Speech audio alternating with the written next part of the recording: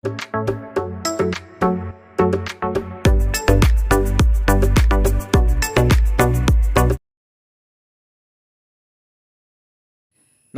ഏവർക്കും study Nifty മലയാളത്തിന്റെ daily market ന്യൂസിലേക്ക് സ്വാഗതം.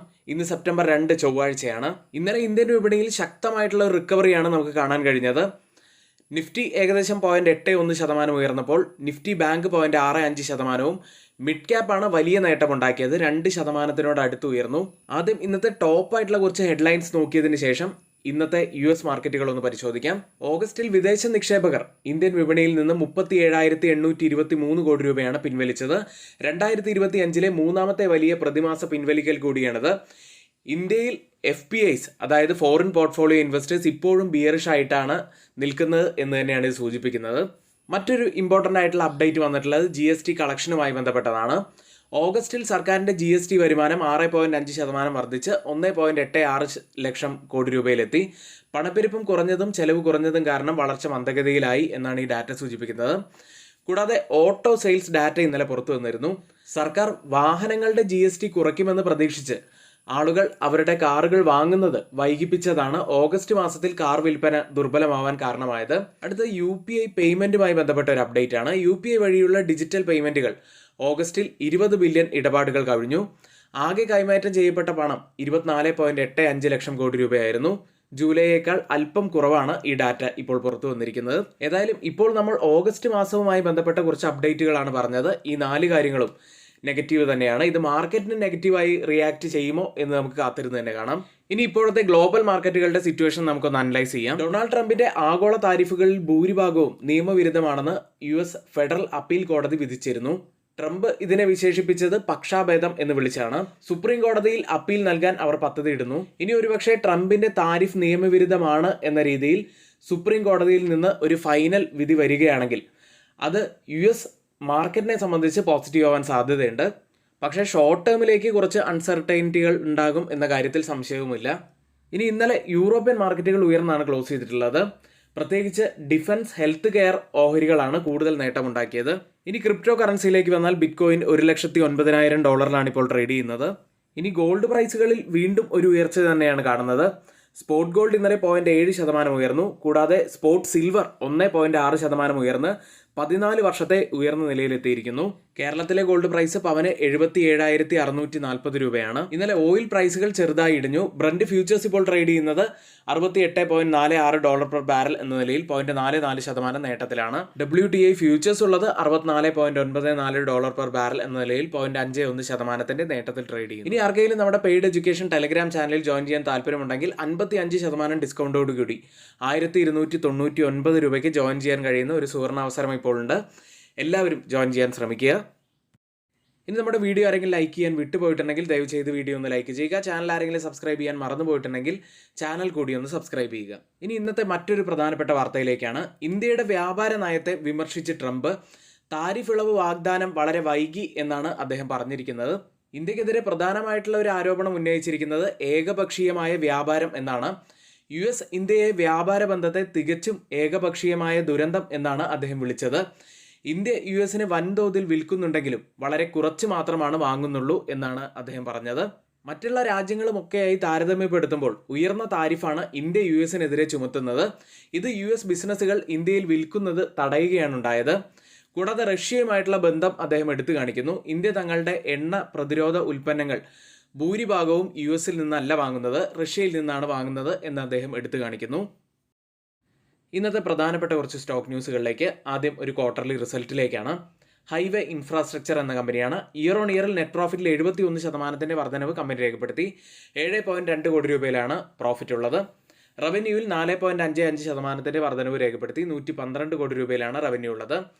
ഇനി ചില മന്ത്ലി ഓട്ടോ സെയിൽസ് ഡാറ്റയിലേക്കാണ്. ഹീറോ മോട്ടോകോപ്പാണ് ആദ്യം. ഇയർ ഓൺ ഇയറിൽ ടോട്ടൽ സെയിൽസിൽ 8.1% വർധനവ് രേഖപ്പെടുത്തി.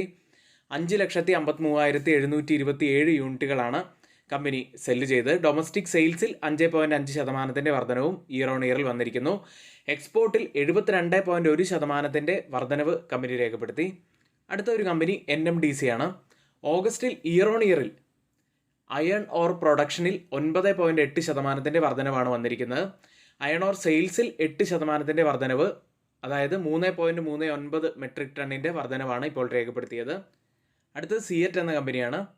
ശ്രീലങ്കയിലെ 2 പ്ലാന്റുകൾ ഉൾപ്പെടെ മിഷൈൽ കാംസോ നിർമ്മാണ compact line business $171 million company വാങ്ങി. അടുത്ത ഇന്ദ്രപ്രസ്ഥ ഗ്യാസ് ആണ്. രാജസ്ഥാൻ രാജ്യ വിദ്യുത് നിഗമുമായി ഒരു സംയുക്ത സംരംഭം രൂപീകരിച്ച് ഒരു സോളാർ പവർ പ്രൊജക്ട് കമ്പനി സ്ഥാപിക്കുന്നു. അടുത്തത് ഭാരത് ഇലക്ട്രോണിക്സ് എന്ന കമ്പനിയാണ്. കപ്പലുകൾ, ടാങ്കറുകൾ, ആശയവിനിമയം, ജാമറുകൾ തുടങ്ങിയവ ഈ സംവിധാനങ്ങൾ ഉൾപ്പെടെ 644 കോടി രൂപയുടെ പുതിയ ഓർഡർ കമ്പനി നേടി. ഇനി സ്റ്റുഡൻസിന് ആർക്കെങ്കിലും നമ്മുടെ കോഴ്സിൽ ജോയിൻ ചെയ്യാൻ താല്പര്യമുണ്ടെങ്കിൽ തൊട്ടുമുകളിലെ വാട്സപ്പ് നമ്പറിൽ ഒന്ന് മെസ്സേജ് അയച്ച് ജോയിൻ ചെയ്യാവുന്നതാണ്. ബിഗിനേഴ്സിനായിട്ട് സ്റ്റോക്ക് മാർക്കറ്റിൻ്റെ ബേസിക് മുതലുള്ള കാര്യങ്ങൾ പറഞ്ഞു പോകുന്ന ഒരു നല്ല ക്ലാസ് തന്നെ ആയിരിക്കും ഇത്. ഒരു മാസമാണ് കോഴ്സിൻ്റെ ഡ്യൂറേഷൻ വരുന്നത്. വീക്ക്ലി 2 മുതൽ 3 ക്ലാസ്സുകൾ വരെ ആയിരിക്കും ഉണ്ടായിരിക്കുക. അതുകൊണ്ട് ജോയിൻ ചെയ്യാൻ താല്പര്യമുള്ളവർ വളരെ പെട്ടെന്ന് തന്നെ ജോയിൻ ചെയ്യാൻ ശ്രമിക്കുക. അടുത്തതായി FIDA ആക്ടിവിറ്റിയിലേക്കാണ്. 1430 കോടി രൂപയ്ക്കാണ് FIs ഇന്നലെ സെല്ല് ചെയ്തത്. പക്ഷേ DIs ആവട്ടെ 4345 കോടി രൂപയ്ക്ക് ബൈ ചെയ്തു. ശക്തമായി തന്നെ മാർക്കറ്റിനെ പിടിച്ചു നിർത്തി ഇന്നലെ. ഇനിയിപ്പോൾ ഓപ്പൺ ചെയ്തിരിക്കുന്ന ഏഷ്യൻ മാർക്കറ്റുകളിലേക്കാണ്. ജപ്പാൻ മാർക്കറ്റ് നിക്കി 0.60% നേട്ടത്തിൽ ട്രേഡ് ചെയ്യുന്നു. സിംഗപ്പൂർ മാർക്കറ്റ് ഒരു മ്യൂട്ടഡ് അവസ്ഥയിലാണ്. ഹോങ്കോങ് മാർക്കറ്റ് ഇപ്പോൾ ഓപ്പൺ ചെയ്തിരിക്കുന്നത് 0.27% ഇടിവിൽ. തായ്വാൻ മാർക്കറ്റ് 0.37% നേട്ടത്തിൽ. കോസ്പി മാർക്കറ്റ് 0.72% നേട്ടത്തിൽ ട്രേഡ് ചെയ്യുന്നു. ഗിഫ്റ്റ് നിഫ്റ്റി ഇപ്പോൾ ഉള്ളത് 24,764 35 പോയിന്റ്സ് ഉയർന്നാണ്. ഇപ്പോൾ സമയം 7 മണി കഴിഞ്ഞ് 15 മിനിറ്റാണ്. ഇപ്പോഴത്തെ ഈ ഒരു നില വെച്ച് നിഫ്റ്റിയിൽ ഏകദേശം 15 പോയിന്റ്സിന്റെ ഒക്കെ ഒരു ഗ്യാപ്പ് അപ്പ് ഓപ്പണിങ്ങിനാണ് സാധ്യതയുള്ളത്. ഇന്ന് നിഫ്റ്റിയിലും ബാങ്ക് നിഫ്റ്റിയിലും ശ്രദ്ധിക്കേണ്ട ഏറ്റവും പ്രധാനപ്പെട്ട കുറച്ച് കാര്യങ്ങളിലേക്കാണ്. നിഫ്റ്റി ശക്തമായിട്ടുള്ള ഒരു തിരിച്ചുവരവ് തന്നെയാണ് ഇന്ന് കാഴ്ചവെച്ചത്. 24,625 198 പോയിന്റ്സ് ഉയർന്ന് 0.81% ഉയർന്നാണ് ഇന്നലെ ക്ലോസ് ചെയ്യുന്നത്. നിഫ്റ്റിയിൽ നമ്മൾ ഇന്നലത്തെ പ്രീ മാർക്കറ്റ് വീഡിയോയിൽ ഡിസ്കസ് ചെയ്തിരുന്നതാണ് ഡൗൺ സൈഡിൽ പ്രധാനപ്പെട്ട ഒരു സപ്പോർട്ട് ഏരിയ ഉണ്ടെന്ന്. ആ ഒരു സപ്പോർട്ട് ഏരിയയ്ക്ക് തൊട്ട് മുന്നേ ആയി തന്നെ ഒരു ബൗൺസ് ബാക്ക് ഇപ്പോൾ ലഭിച്ചിരിക്കുന്നു. ഇന്നലത്തെ ക്യാൻഡിലും വളരെ പ്രത്യേകതയുള്ള ഒരു ക്യാൻഡിൽ തന്നെയാണ്. ഒരു മൊറബസു ക്യാൻഡിലിന് സമാനമായ ക്യാൻഡിലാണ് ഇപ്പോൾ ഫോം ആയിരിക്കുന്നത്. ഇനി ഇന്നലത്തെ ഹൈ ആയിട്ടുള്ളത് 24,635 ആണ്. അതിന് മുകളിലായിട്ടൊരു കംഫർട്ടബിൾ ക്ലോസിംഗ് വരും ദിവസങ്ങളിൽ വെക്കാൻ സാധിക്കുകയാണെങ്കിൽ നമുക്ക് നിഫ്റ്റിയിൽ ഒരു അപ്പ് മൂവ്മെൻറ്റ് കൂടുതലായിട്ട് പ്രതീക്ഷിക്കാവുന്നതാണ്. അടുത്തതായി ചേഞ്ച് ഇൻ ഓപ്പൺ ഇൻട്രസ്റ്റ് ഡാറ്റയിലേക്ക്.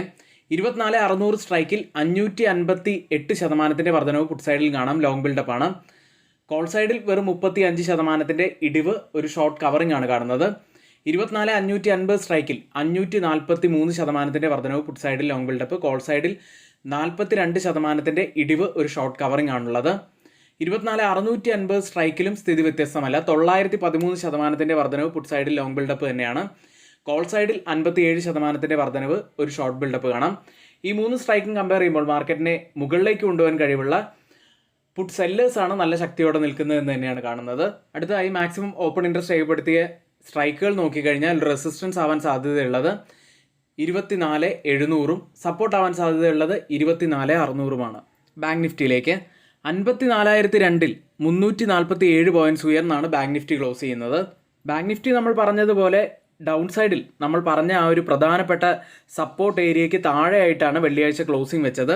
എന്നിരുന്നാലും പിന്നീട് നമ്മൾ പറഞ്ഞിരുന്നു ഡൗൺ സൈഡിൽ ഇനിയും ഒരു ക്രൂഷ്യൽ ആയിട്ടുള്ള ഒരു സപ്പോർട്ട് കൂടിയുണ്ടെന്ന്. അത് ടച്ച് ചെയ്യാതെ തന്നെ തിരിച്ചൊരു ബൗൺസ് ബാക്ക് നമുക്ക് ലഭിച്ചു. കൂടാതെ നമ്മുടെ സപ്പോർട്ട് സോണിലാണ് ഇന്ന് ക്ലോസ് ചെയ്തിട്ടുമുള്ളത്. അതുകൊണ്ട് നിഫ്റ്റിക്കും ബാങ്ക് നിഫ്റ്റിക്കും ക്ലിയർ ആയിട്ടുള്ള ഒരു ബൗൺസ് ബാക്ക് തന്നെയാണ് ഇപ്പോൾ ലഭിച്ചിരിക്കുന്നത്. ഏതായാലും കൂടുതൽ കൺഫർമേഷന് വേണ്ടി നമുക്ക് വരും ദിവസങ്ങളിലേക്ക് ഒന്ന് വെയിറ്റ് ചെയ്യാവുന്നതാണ്. മാക്സിമം ഓപ്പൺ ഇൻട്രസ്റ്റ് റൈറ്റ് ചെയ്തിരിക്കുന്ന സ്ട്രൈക്കുകൾ പ്രകാരം ഒരു റെസിസ്റ്റൻസ് ആവാൻ സാധ്യതയുള്ളത് 55,000 സപ്പോർട്ട് ആവാൻ സാധ്യതയുള്ളത് 54,000 ഇന്നത്തെ ഏറ്റവും ഹൈലൈറ്റ് ആയിട്ടുള്ള കുറച്ച് കാര്യങ്ങളാണ് നമ്മളിവിടെ ഷെയർ ചെയ്തിരിക്കുന്നത്. ഇനി ആർക്കെങ്കിലും നമ്മുടെ പെയ്ഡ് എഡ്യൂക്കേഷൻ ടെലിഗ്രാം ചാനലിൽ ജോയിൻ ചെയ്യാൻ താല്പര്യമുണ്ടെങ്കിൽ ഇപ്പോൾ ഇത് 55% ഡിസ്കൗണ്ടോട് കൂടി 3 മാസത്തേക്ക് വെറും 1,299 രൂപ മാത്രമാണ് ഫീസായിട്ട് വരുന്നത്. ജോയിൻ ചെയ്യണമെങ്കിൽ വളരെ പെട്ടെന്ന് തന്നെ ജോയിൻ ചെയ്യുക. പരിമിതമായ കാലത്തേക്ക് മാത്രമാണ് ഈ ഓഫർ ഉണ്ടായിരിക്കുക. ഇനി ഒരു ഡിമാറ്റ് അക്കൗണ്ട് ഓപ്പൺ ചെയ്യണമെന്നുണ്ടെങ്കിലും ലിങ്ക് നമ്മൾ ഡിസ്ക്രിപ്ഷൻ ബോക്സിലാണ് നൽകിയിരിക്കുന്നത്. ഇന്നിവിടെ നമ്മൾ ഷെയർ ചെയ്തിരിക്കുന്ന എല്ലാ കാര്യങ്ങളും ഏറ്റവും ഓതറൈസ്ഡ് ആയിട്ടുള്ള സൈറ്റുകളായ Moneycontrol, Mint, Reuters, CNBC, financial express തുടങ്ങിയ മാധ്യമങ്ങളിൽ നിന്നാണ് എടുത്തിരിക്കുന്നത്. മറ്റുള്ളവയെല്ലാം നമ്മുടെ വ്യൂസ് മാത്രമാണ്. ഒരിക്കലും അത് റെക്കമെൻഡേഷൻ അല്ല. നിങ്ങളുടെ എഡ്യൂക്കേഷണൽ പർപ്പസിന് വേണ്ടി മാത്രമാണ് ഷെയർ ചെയ്യുന്നത്. ഇന്നത്തെ ഈ വീഡിയോ ഇവിടെ പൂർത്തിയാവുന്നു. ഏവർക്കും നന്ദി.